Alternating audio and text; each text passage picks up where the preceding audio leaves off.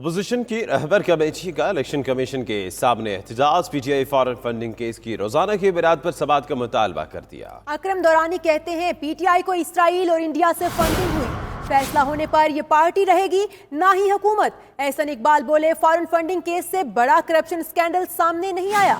نیر بخاری نے کہا تحریک انصاف تلاشی دینے سے گھبرا کیوں رہی ہے۔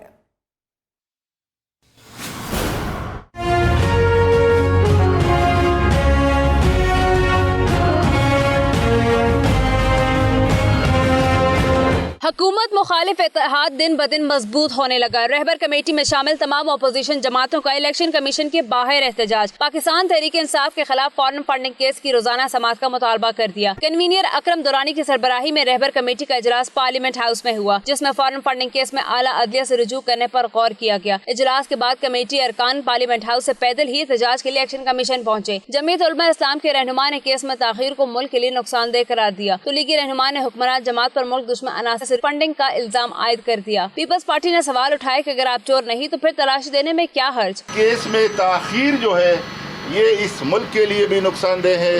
عمران احمد نیازی اور ان کے قریبی ساتھی جو اس کرپشن سکینڈل میں ملوث ہیں وہ تاخیری حربے استعمال کرتے رہے۔ ہمارا صرف یہ مطالبہ ہے کہ جو کل تک کسی اور سے کہتے تھے تلاشی دو، ہم کہتے ہیں تمہارے جو چوری شدہ مال ہے قوم مطالبہ کر رہی ہے کہ تلاشی دو۔